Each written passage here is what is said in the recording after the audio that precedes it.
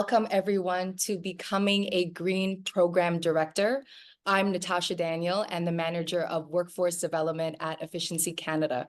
I'm facilitating today from Toronto, aka Toronto.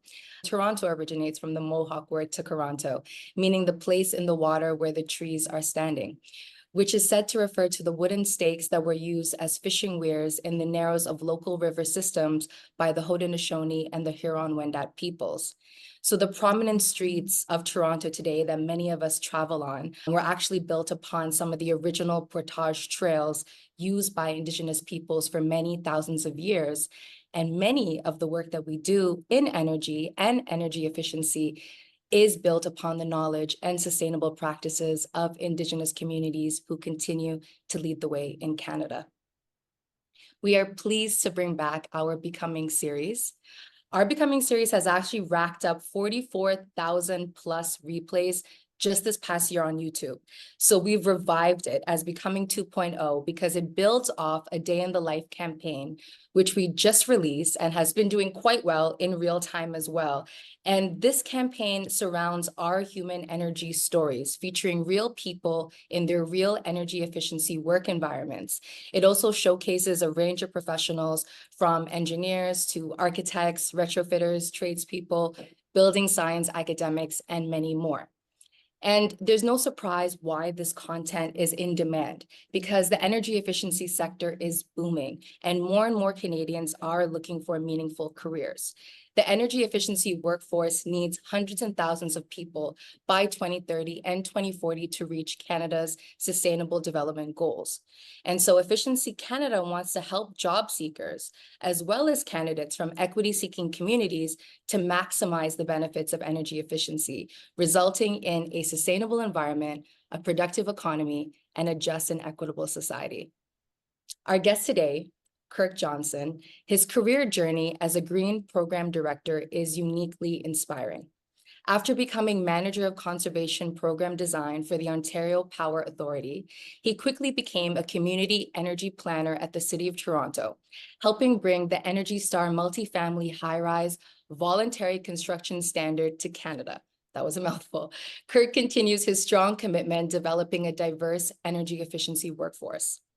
Specializing in program development, EDI, and capacity building, Kirk founded his company Eco-Efficiency Consulting and delivers sustainable market transformation programs across the built environment, funded by some major players like NRCan, Innovation, Science and Economic Development Canada, Ontario's Ministry of Energy, Environment Canada and Climate Change, including Humber College and the University of Waterloo.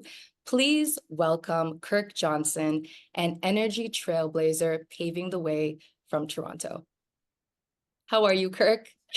I'm doing all right. That was a mouthful, and thank you for getting all those acronyms. And I just want to let people know that this is Roselle hibiscus, in case people are wondering what I'm sipping during my session. It is an antioxidant, and not that other one. There's no judgment over here. This is a no judgment zone tonight, Kirk. However, you may invite whatever you wish during the taping of this. There you go. All right. So I'm really looking forward to this session tonight and looking forward to answering your questions on becoming and how to become, particularly in this very rapidly changing VUCA environment, which I'll explain in a second. But let's open it up. Absolutely. Thank you for joining us. I feel like for that introduction, we needed like a digital audience. So I'm just going to do it right now for us. Let's start off sort of with an imaginative question, if you will. If someone gave you a green magic wand, what would you wish for when it comes to developing green or clean tech programs to achieve net zero in the built environment?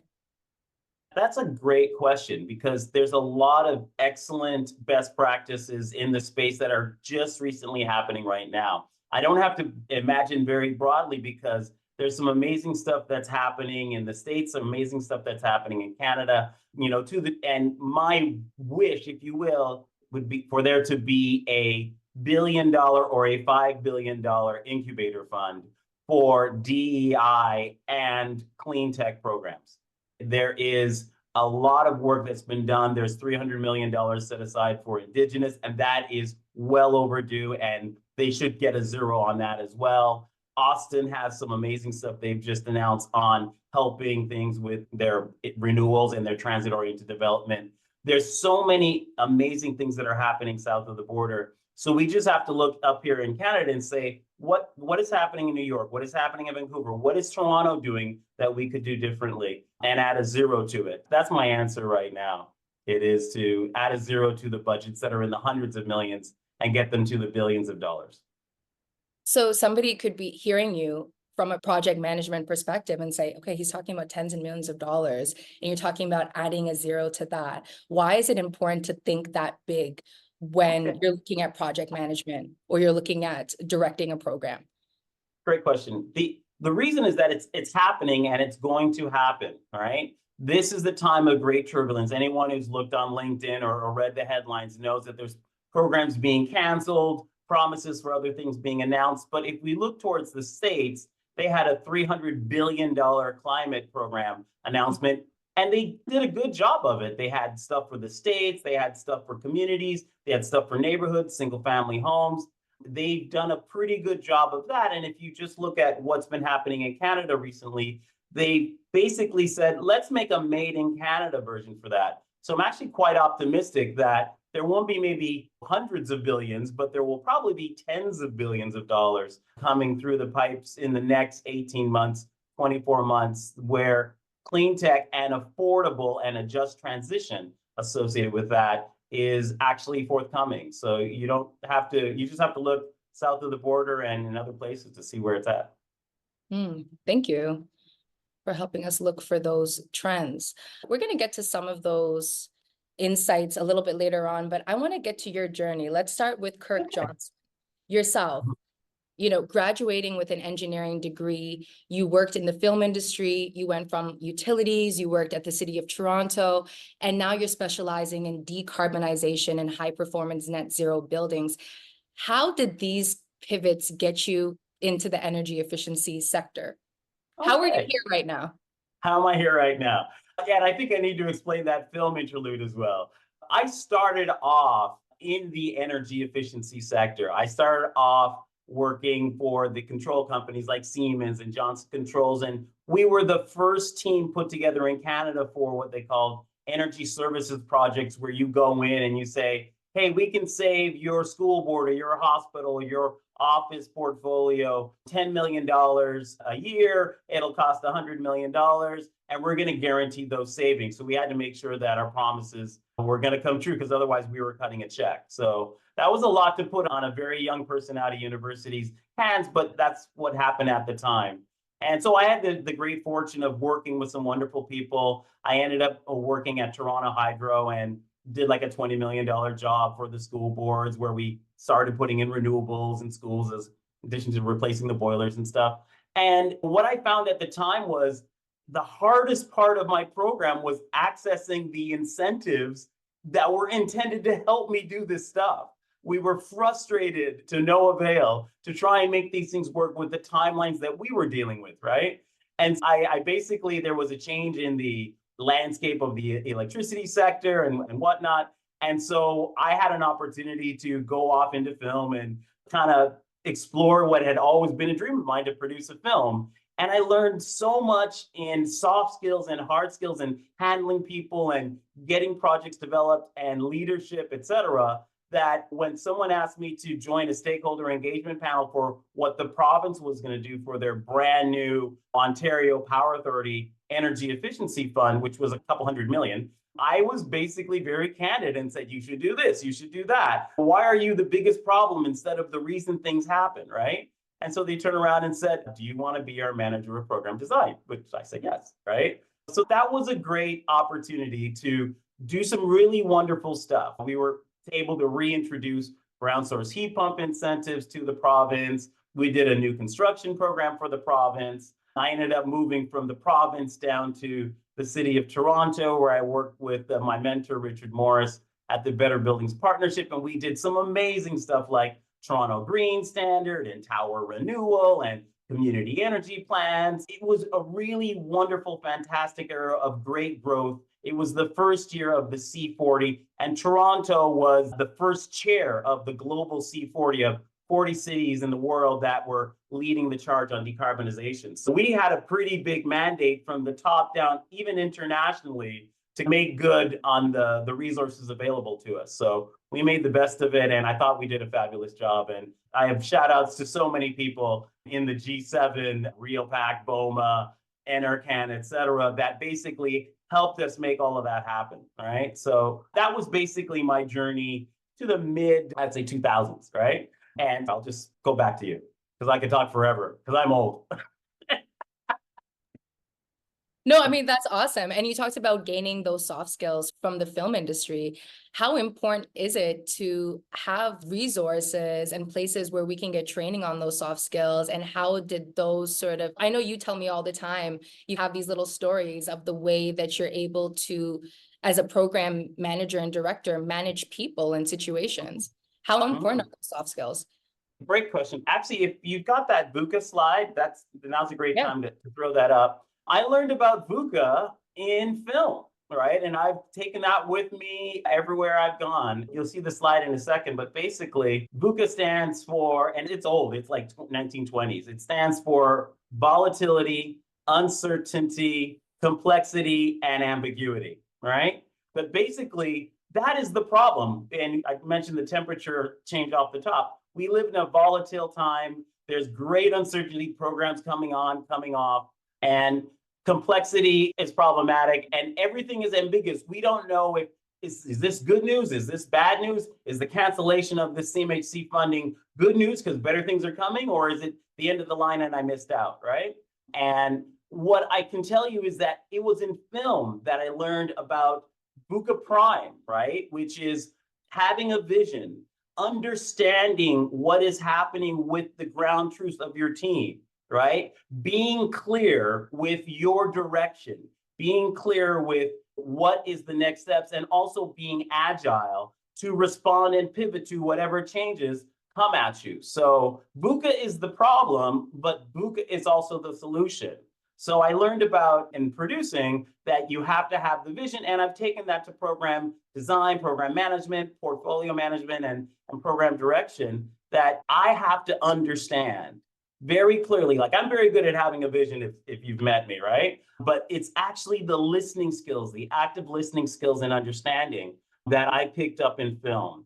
Being very clear, because it's easy to download problems to people instead of taking ownership and accountability for it. And so what I learned there is that there has to be a very clear direction in terms of what you're asking people to do. In film, time is money, hundreds of thousands of dollars a day, right? And same thing goes for program management and program direction. And the last thing is you have to be agile. Stuff comes at you, right? And especially in programs, I'll give you an example. We were just about to launch the high performance new construction program for the province, and we were relying on the federal government to provide all the modeling funds so that people could design for these better projects and we could build and incent those projects with capital dollars, right? At the last minute, like days before we launched, the feds canceled that program. And we had to be agile. We had to pivot, and we convened a whole bunch of people, asked a whole bunch of stakeholders what they think would be the best solution across everywhere, construction, architecture, et cetera. And we came up with a solution where we did matching programs on funding, and we basically kept the ball rolling, right? So that's where VUCA from film gave me that sort of skill set. And I would exhort people to engage on that and look for those things, right? Hopefully that answers the question. No, absolutely. I think you painted a really good picture for us that soft skills are transferable skills, right? And no matter what industry that we go into, especially within project management or doing program development, one has to also be able to manage people and personalities. The same way that you would have somebody on set who's the main character, who's the best friend, who's the quote unquote diva or devo. It's very much part of it as well, right? Is managing personalities within the things that come up on a day-to-day basis. And you said it yourself, Kirk, that you've been here for a while. You've been here for a while, and Energy Efficiency Canada has an Energy Trailblazers program. And I think all of us are very privileged to have your insight and your knowledge. And you have actually coined the wave that we are currently in terms of decarbonization and energy efficiency as wave 13. And so I guess the question that I have is, how have you maintained, like, how do you ride the waves? How do you continue to still, what's the secret to playing the long game and still smiling and laughing at the end of the day? And what advice can you tell us of being literally in the 13th wave of energy efficiency? Whereas for someone like myself, I am completely new to this sector. This would be wave number 1 for me, right? In my awareness. There's a lot of waves coming, and this is a very big wave that is coming. Yo vengo de Puerto Rico, so I have a surfing background. If you want to ride the big waves, be a better surfer, right? And that's a very kind of trite comment, but it really speaks to having an intuition for what is coming, knowing that there's multiple waves. And even if you miss this wave, there's another wave coming that you can prepare for. Make sure that if you're on a wave, get off to a better wave before you crash onto the coral. All of these things are excellent sort of life skills of how you master the long game. This isn't one big pulse and you get it or you don't. Energy efficiency is a series of waves, right? Now, from a practical standpoint, okay, that's nice, Kirk, but how do I become a better surfer? They've done some actual studies on how people become good at this stuff. And a lot of training is how to pretend to be or to act confident, right? But confidence is actually gained by doing uncertain, risky, challenging projects. And you can spend a lot of time looking at all the books and figuring out how to position yourselves and say the right words, or you can engage on wherever you're at, whatever is challenging, risky, and uncertain for you, and just keep on doing that and just build stuff, whether it's in clean tech or in other spaces. Your confidence will grow and you'll become much better at being VUCA in the space, whether it's clean tech or anywhere else. I know that you're known for your very catchy metaphors. And yes, it's rumored that Kirk definitely drops a metaphor or two in a conversation or a chat. Can you speak to rest at all? Yes, The absolutely. context of because when we look at energy efficiency and we look at decarbonization, it's a quote unquote popular issue now. And we see organizations growing rapidly, right? And we see so many businesses wanting to pivot, but it was not always like this. So if we're at the 13th wave and you've been doing this, let's say, since the 90s or even earlier, you've seen a lot of funding get taken away. Like you said, you've seen a lot of programs get canceled. A lot of incentives that are up today and gone tomorrow. And how does one keep up again? Like, how do we become that agile surfer? Excellent. Well, now's the time to throw up now's the time to throw up that graphic, because this is my acronym for this particular session. I told her I was going to. I think we can get it this time. Yes, I think we can do it. Go. And I would tell you that VUCA rests on rice, right?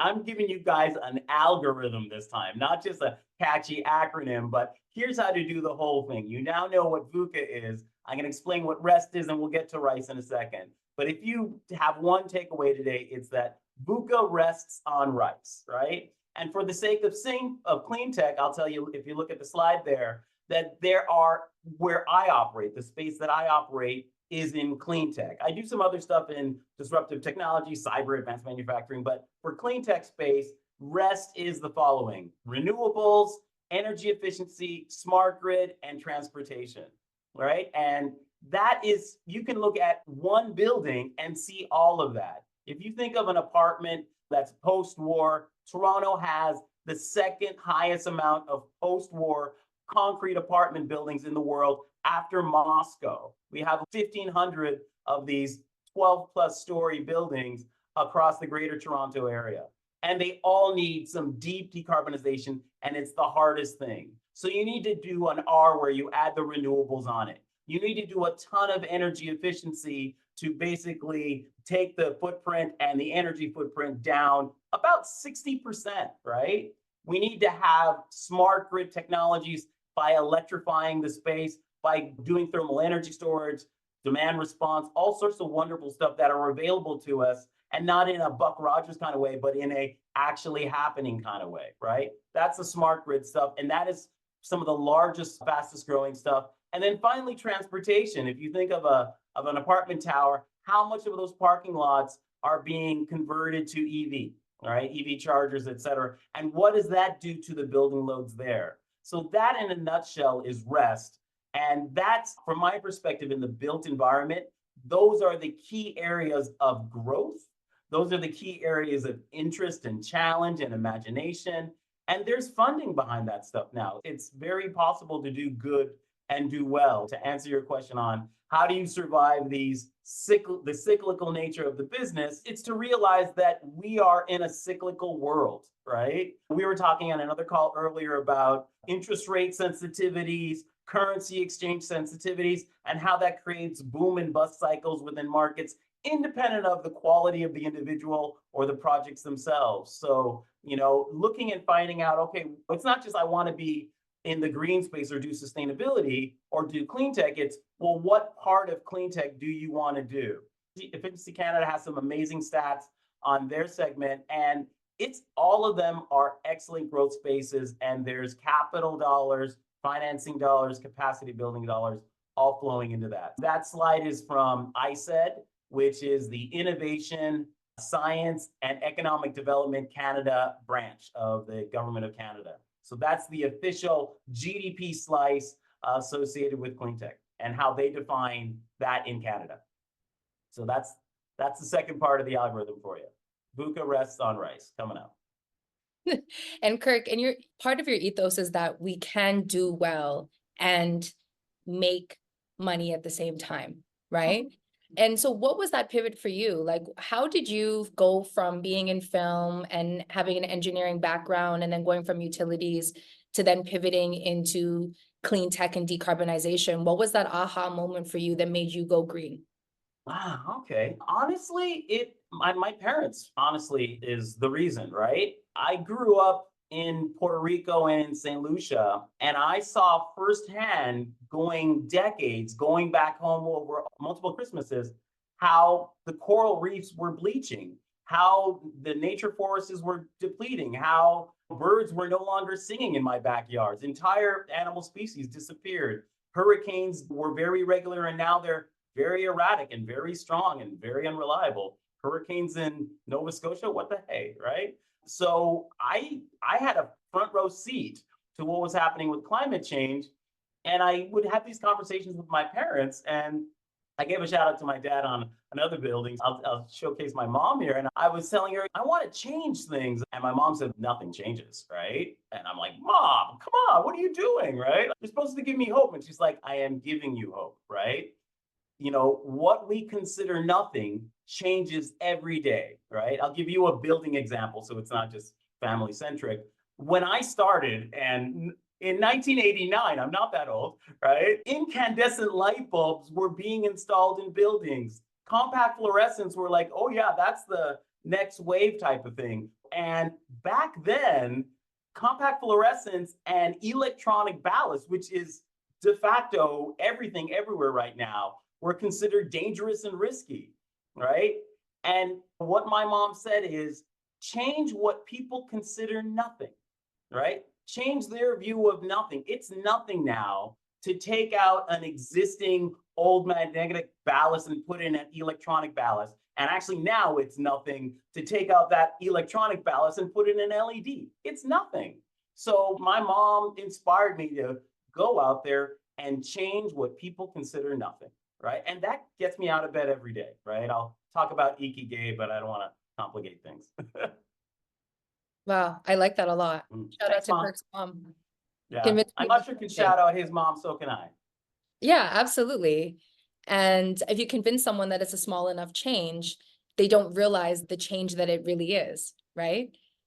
Absolutely. And let me drill down on that to say, the decision making happens at the asset manager financial level, at the technical recommend level, at the engineering level, at the operations level for the people that have to live with this stuff. And you have to make sure that it is nothing for the asset manager to greenlight this massive capital expense. It has to be nothing for the engineer to say, yeah, let's go with LED this time. Let's not do what I've done for 20 years. It's nothing now. It's not a big deal. It's not a stretch. And for the operations person to be like, no, you're not sticking me with this one. Because the operations teams, especially in these larger real estate portfolios, office, retail, multifamily, they actually hold a lot of sway. And you want to respect that, right? You want to make sure that the total cost of ownership, that everyone in the value chain is benefiting and that it's nothing to everybody along the way. That is your slipstream to success, making it quote unquote frictionless. Absolutely. I think now is the time in our webinar that we start cooking some rice. Yeah, And let's get some rice. everyone else is going to know what we mean in just a minute, but we're going to cook some rice. And what I mean by that is, Kirk, you painted a picture of how you've gone into sustainability and how your own environment growing up inspired you to pivot into a green career. But what does a green program manager do? And how does it differ from being a regular program manager or program director? And what are the main objectives that you set, and who are some of the main players that you come across of a day in the life of a green program director, or one could say a clean tech program director, as you also mentioned? Sure, no problem. The job of the project, I teach project management, so I won't get into the weeds on PMI definitions and whatnot. But basically, if you look at our space, this clean tech space, from a program standpoint, and I'll explain what is involved in being a program manager, because that's basically someone who juggles multiple balls, these rice balls, right? And a portfolio manager or a program director is someone who juggles teams of jugglers, right?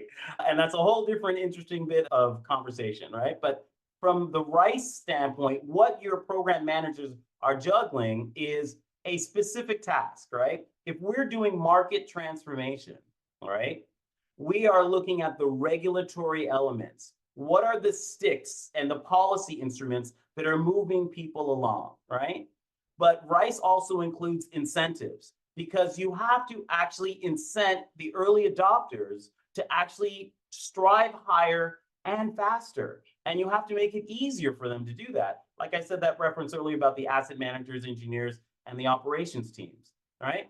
But a lot of people aren't going to do all the learning on their own. So you have to do the C, which is to build capacity. You have to build their capacity and their ability to do the right thing. I can't just throw out an incentive and say, well, once you model your building correctly, you can get this incentive. I have to help pay for their modeling, train them on how to be good modelers, tell the asset managers why it's an awesome thing to do, et cetera, right? And then the last piece of it is E in rice. So you have regulatory, incentives, capacity building, and E, which is, at the end of the day, is there economic benefit? Are there employment upsides and outcomes to this? We are in the process of a great transition. There is no going back. There is only going forward. But there are multiple pathways to this. And if you just Google pathways, transition pathways, and decarbonization pathways, you'll see there's a whole bunch of car crash scenarios and Goldilocks scenarios, and then a bunch of in-between scenarios. And so we want to make sure from an employment standpoint that everybody is sharing in this just transition. I've done a lot of work recently with Waterloo and also with Humber on workforce development programs, particularly in the clean tech space, in the cyberspace. And it makes me very happy to know that someone can come up to me, like I have people come up to me in conference and says, you funded or you delivered some training back in the day, I took it. I went from being an engineer in a chemical factory, and now I'm in the clean tech sector doing modeling or being an energy manager and an office portfolio. Thank you so much. I have a job, I have a life. That's the win, right? There's no point in having a great transition if the people that live in these buildings, that drive these cars, that work in these offices aren't participating. The E matters. The E definitely matters. And there was something that you had mentioned before, that you said a winning combination right now is EDI and clean tech. And can you tell us why that combination is so important right now? I feel like we already should know, but we don't. And so can you draw those connections of why it's important right now for us to really bring that EDI element to energy efficiency and clean tech as a whole? Sure. It's ESG, right? That's your three. It's not even my acronym. It's out in the space, and there's billions of global dollars, local dollars, provincial and federal dollars floating around specifically allocated to ESG projects. That stands for environment, social, and governance programs. I do a lot of work with ULI, and I'm going to their ESG conference tomorrow morning, right? And the conversation around environmental projects and DEI elements and having a strong governance piece has gone from, oh yeah, that's something we put in our annual report, to, no, we've actually allocated dollars in our line item budgets, substantial dollars, to make sure that we have low carbon projects that engage communities, that deliver outcomes that we can report on, because they actually have investors, right? All of these real estate companies, clean tech companies, they all have external investors, and they have benchmarks to say, we only invest in certain kinds of highly qualified ESG companies, right? There's something called GRESB, GRESB, and it's a global standard. You can just go online and look it up and say, who are the Canadian companies that are rating highly in GRESB? Those are the companies that are getting additional flows. Their stocks and valuations are higher. Their buildings perform better. When there's a downturn, their occupancies are less. When there's an upturn, their rents and revenues are higher. They're not doing it because they want to necessarily save the world, although I'm sure they don't mind. They're doing it because there's a very bankable business case on this stuff.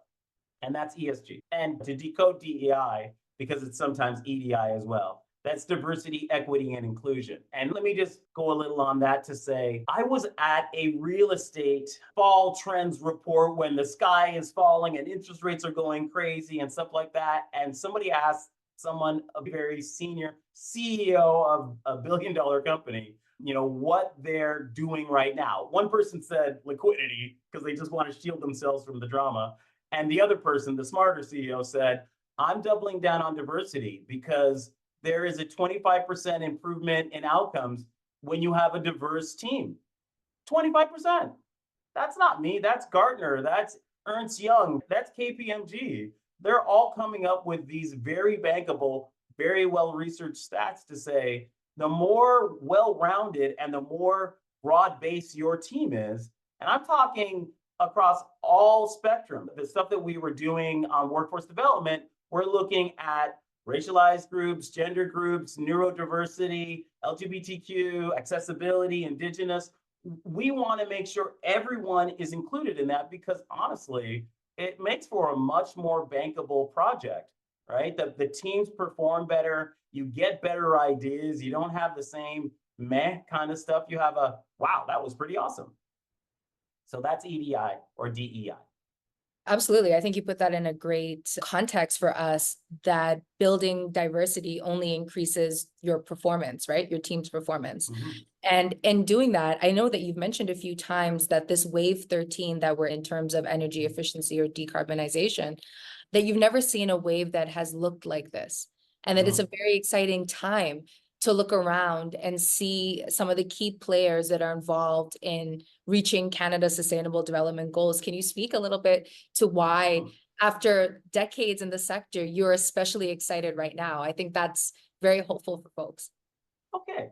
There's a famous quote that says, you owe it to yourself to experience a full solar eclipse at least once in your life, right? There's one happening April 8th, and going from Niagara Falls all the way up past Kingston to Montreal. So if you're in that kind of ecosystem, find your way to that on April 8th. We are in I'd say not once in a 20-year kind of wave. This is going to be a big pulse, right? This is not the it comes and goes waves. This is a big, big pulse that's coming downstream. And it's because 2030 is the deadline for a bunch of climate issues. The affordability crisis, this is the first time I have seen provincial, national, and municipal governments and parties, everyone embrace that, yes, we have an affordability challenge. You'd have to be blind not to see it, right? And there's no way we can decarbonize without embracing affordability. There's no way to solve the affordability crisis without embracing decarbonization. People actually get it, right? And I've had a few people say, yeah, we can actually turn this into a solid business case to change the world. So we're going to do it. I think that from this particular standpoint, between now and 2030, we have to electrify the grid by a factor of 2. We have to double the size of the grid, right? In Ontario and probably across Canada for all the space heating and the electric vehicles that are happening. That's billions of dollars. And that's just the S in rest, right? The buildings themselves, we have to go from a 1% retrofit rate to about a 3 to 5% retrofit rate, right? Renewables are doing fine. They're going to be doing awesome. And transportation, we've already seen that happen, right? The province is looking at 8% compounded growth in heat pumps and electric vehicle loads between now and the next 10 years. So stuff is happening, and people, as they told me when I was a very young man, everybody wants to get in front of a parade, right? So there's a parade that's happening, and I'm just very thankful and very optimistic that clean tech has got a pole position in that parade. And speaking of that parade, if we want to be a part of that parade, and let's say that we have skills or we've studied project management or we've done program management somewhere else, how do we enter the clean tech space? And what are things that people are looking for on our resumes in order to make that switch or pivot into the space? To do what you do, how do we become Kirk? Okay. My daughter, just a little fun Yeah, tidbit yes. before we go into getting into the audience questions. My daughter watched your video, A Day in the Life, and go check it out. Efficiency Canada's YouTube. It's also in our chat, A Day in the Life of Kirk Johnson. We also have A Day in the Life of Felipe Fula, who's an amazing retrofitter from Montreal. And my daughter watched Kirk's A Day in the Life, which is like a 2-minute video. And she's just like, Mom, I want his job. And I think that's great, right? That's the kind of inspiration. We need to see it to be it. So how does one transfer over those project management skills into clean tech space? The good news is that there's outreach that's happening to get to you, right? I spoke about electrification, which is, there's this really cool people then, and Efficiency Canada does stuff with them, EHRC, right? They are all of the utilities across Canada that said, let's work on workforce development, because guess what? For every 2 people that are retiring, there's 1 person that they can find, and they have to double the grid. So they have a big problem. And it's not just obviously the skilled trade stuff is big, and the engineers are big, but their number 3 position that they're looking for is ICT, AI, and cyber, right? Like when you think of clean tech and sustainability, it's everything. It's not just hard hats and heat pumps, right? So with that in mind, we are looking for a broad base of people to come into the clean tech sector. A lot of studies have been done to say, where are our gaps going to be? And what are the specific skills that we're looking for? I'll give you 2 examples of programs that are out right now that you can think of. And I would recommend as well to look up EHRC, because they have a set of programs. TCBN, Toronto Community Benefits Network, they've got a set of programs, particularly on construction, transit, and skilled trades in the clean tech space. But the colleges have a quick train program, which is if you're into the technologist capacity, more in the field kind of stuff, they've got no cost and no prerequisites for people to pivot right into being an EV technologist, wind turbine person, energy efficiency person. And they're all across Canada, these programs. Quick Train Canada and Humber, where I work at, has one of those programs. So check it out, right? Then there's Upskill Canada, which is another ISET program. And these are about $100 million across Canada. And I worked with Waterloo, and we were one of 4 universities selected across Canada. They're doing what's called a career accelerator program. And in that one, I love these programs. They're great. They're great to work on because we have to basically listen to what's happening out there. We had to basically find out the talent pools out there, the communities that are out there. What are the skills that they want? What are the jobs that they're looking for? What are the strengths that they have, and what are their gaps? We then had to pivot and go to employers and say, what are the positions you're looking for, and what are the top 10 skills that you really need? Hard skills and the soft skills that you need for this. And we had a great response from a ton of people in clean tech on that. And so we sat down together and said, okay, this is what the employers want, and this is what the talent groups have, this sort of gap. We need to help them on these three things. And so we crafted customized programs so that are very accessible, right? Very accessible programs under this Upskill Canada initiative. And also at Waterloo, they've got the Career Accelerator program for the plug out, shout out to them. And they're looking to get people into these positions. And it includes not just the hard skills and even some soft skills. It includes things like career supports, helping them with co-op jobs so that they can get Canadian current experience on the jobs that they're looking for. It is an excellent program, and they've done a fabulous job, and I'm happy to have helped them get to the finish line on this stuff. That's awesome. I have like several follow-up questions to that, but I'm also, yeah, I feel like you and I could talk all night, but I'm also looking at the time, and I'm just wondering if anybody right now has any questions, if they want to unmute themselves or have any comments that they would like to say, feel free. Any questions so far? Okay, let's keep going. All right, Yeah. let's keep going. Okay, they want to hear you. Yeah, it's quiet. Yeah, exactly. That's fine. I just want to say, I mentioned transportation, but I want to emphasize how important transit is, at least in the province of Ontario, because we have so many people, right? Transit and transit-oriented development, transit-oriented communities are actually the cadence that's driving massive transition, accelerated growth across the province, right? So go to TTC, go to Infrastructure Ontario, check out their transit-oriented development sites, find out where those lines are going up, because you can see where the lines are going, where they're planned, and you will know any building that's along that street is probably going to get renewed, right? Because now there's people coming in and going out, right? We can do that in a just amazing way. And some of the stuff I'm doing right now with ULI is helping them on their affordability side. And how do we actually turn transit-oriented development into a win for the people that are there, instead of a challenge of, oh, there's obviously some challenges on gentrification and displacement and things like that. And those are very real challenges. And so we're working with people across North America. Like we're flying in people from New York and all sorts of stuff to understand what's been done elsewhere. What can we do in Toronto? What can we do in Ontario to make sure that this transit-oriented development and the impacts that it has are robust and fulsome for everybody associated and impacted by them?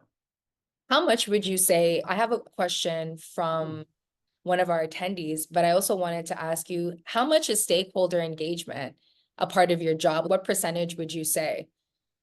And how much of a whiz do you have to be in the role?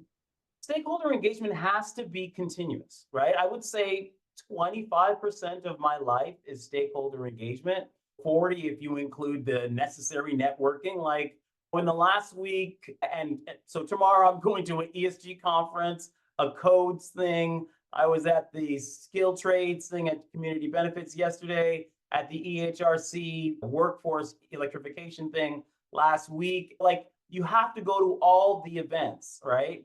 There's a G7 in our space, and it's BOMA and CAGBC and Efficiency Canada, and SBC and RealPAC and EHRC, the whole gang, right? They're all TAP and CAP, etc. They're all very active in the space, so you have to know what's going on. I cross the full spectrum of RES. If you're just focused on renewables or energy efficiency or smart grid or transpo, obviously your exposure is a little more focused. And I would say when you're starting out, focus on one thing and then build on that. But don't think that, oh, I'm going to network, get some names, and then I'm fine.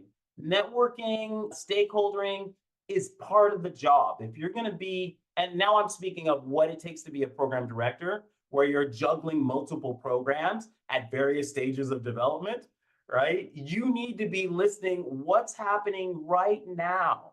What's happening tomorrow? There's a transit-oriented development panel next week, right? You need to understand what are the issues that are happening there, because the beauty of it is by doing that outreach. And I'm not just saying go to the conferences, go online, activate your LinkedIn, really get robust, start posting on things. Don't just be a passive viewer of it. Start saying, hey, I've observed this and I've made a connection, and here's a great article. It defines your brand, but it also, provides you with a way to find your flow on this stuff. All right. I'll wrap up with Ikigai, but I want to leave some time for something else. Yeah, absolutely. And sometimes what it takes for us to be noticed is to state our critical opinion. Like you were that young Kirk making all of those opinions at the city of Toronto until they were like, hey, we should hire you, right? And so folks are looking for, a lot of employers are looking for those critical thinkers and those who can take the model and make it better. And so that's a big skill. In terms of career pivoting, there's a question of, can you repeat the name of the programs to look into for career pivoting? Yeah, it's called Quick Train Canada, all right? And that's for the more technologist ones. And then there's Career Accelerator Program, CAP, and that's the one through Waterloo. Now, don't be one of those program chasers. Know what your ikigai is. And I'll kind of give you one last, VUCA rests on rice is your takeaway for today, right? But something that was impressed upon me and how I get up in the morning is my ikigai. It's Japanese and it literally means your reason to get up in the morning. Ikigai is Japanese for that, right? And it's a Venn diagram that is the confluence of what you love, what you're good at, what the world needs, and what you can be paid for. Whatever is in the center of that, that is your ikigai. And that will motivate you to go to that conference when it's minus 15. It'll motivate you to be like, oh, I'm just not feeling it. I just heard this announcement that makes me feel like sick in the gut. It will get you out of bed and will keep you going in the darkest of hours. But it also is that light that basically people notice. People like, that person really knows what they want, knows what they're going, knows why they're needed, and knows what they can be paid for. People that I look at people and I'll say, oh, they know their ikigai. And I look at other people and like, they're looking for it. They'll get it. How do we find our ikigai? Is there some kind of quiz or test that we can do so that we can unlock that? Good question. I don't, there should be, honestly, to be fair, there should be a myikigai@gmail.com. I'm going to set one up right now. But honestly, I would like what I did is I'm an island guy. So sunrises and sunsets, it is the quietest hour. Get up at dawn or forget about what happened at 5 o'clock and go check out that 5:30 now sunset and just be still and just ask yourself, just ask yourself one of those questions each day. And by the fifth day, if you start on Monday and you go through 5 sunsets, by Friday, you will know what your ikigai is. Monday, what do I love? Tuesday, what am I good at? Wednesday, what does the world need? Thursday, what can I be paid for? Friday, I got my ikigai. So I'm going to create it. Send whatever you got after 5 days to myikigai2030@gmail.com. There you go. So I'm sure my ikigai is taken. And it's recorded too. We can get the app started as well. Hey, there you go. Hey, this is financing my revolution.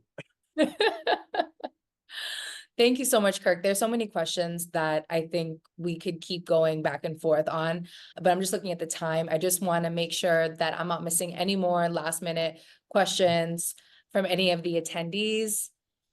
Raise your hand if you do have a question, or you can put it in the chat.